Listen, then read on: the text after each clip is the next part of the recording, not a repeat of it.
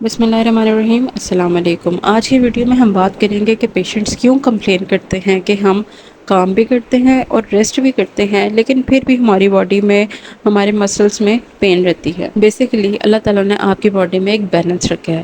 Balance اس طرح کہ آپ کام بھی کرو اور ریسٹ بھی کرو۔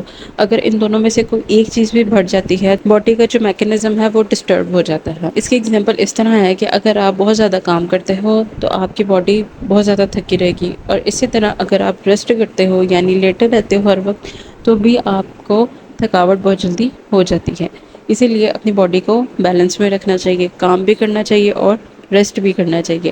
اس کو ہم اس طرح لے کے چل سکتے ہیں کہ ایک بندہ اگر وہ دن کے 7 گھنٹے لیپ ٹاپ کے آگے بیٹھ کے کام کرتا ہے تو اس کے نیک کے مسلز، بیک کے مسلز اور شولڈر کے مسلز بہت زیادہ پین میں رہتے ہیں۔ اس کو چاہیے کہ 7 گھنٹے میں سے پہلے 2 گھنٹے کام کرے، اس کے بعد 15 سے 20 منٹ کا ریسٹ لے، اس میں اٹھے، اپنے نیک کی مسلز کی اسٹریچنگ کرے، اپنے مسلز کو اچھی طرح اسٹریچ کر کے دوبارہ سے وہ اپنا کام کنٹینیو کرے۔ اسی طرح فیمیل جو گھر کے کام کرتی ہیں اور وہ کہتی ہیں کہ ہم گھر کے کام بھی کرتے ہیں، ریسٹ بھی کرتی ہیں، پھر بھی ہمارے جسم میں کیوں پین رہتا ہے، وہ اس طرح ہوتا ہے کہ جب وہ کام کرتی ہیں تو وہ 3-4 گھنٹے کانسٹنٹلی کام ہی کر رہی ہوتی ہیں، ٹھیک ہے، اور پھر وہ ریسٹ کرتی ہیں اور پھر اٹھ کے دوبارہ کام کرنا شروع کر دیتی ہیں۔ اب کیا ہوتا ہے کہ آپ کی باڈی اتنی کیپیبل نہیں ہوتی کہ آپ ایک دم سے 3-4 گھنٹے کام کرو۔ آپ گھنٹہ کام کریں، اس کے بعد ریسٹ کریں، مطلب آدھے گھنٹے کا بریک لیں، اس کے بعد آپ دوبارہ کام کرنا شروع کرتے ہیں۔ اس طرح کرنے سے آپ کی باڈی ایکٹیو بھی رہے گی اور آپ کو بہت جلدی تھکاوٹ بھی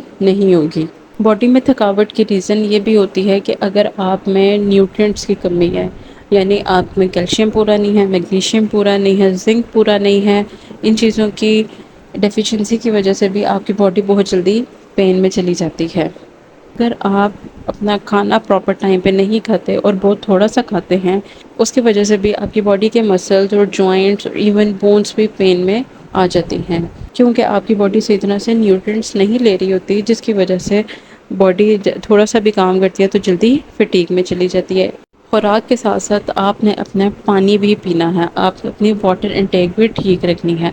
اگر آپ کی باڈی ہائیڈریٹڈ رہے گی، یعنی آپ کے باڈی میں پانی کا مقدار جتنی ہوتی ہے اتنی رہے گی، تو آپ کی باڈی جلدی فٹیگ میں نہیں جائے گی۔ ہوپ سو یہ ویڈیو آپ کو انفارمیٹیو لگی ہوگی، تو ایسے ہی ویڈیوز کے لیے چینل کو لائک کریں، سبسکرائب کریں اور دوستوں کے ساتھ لازمی شیئر کریں۔ اللہ حافظ۔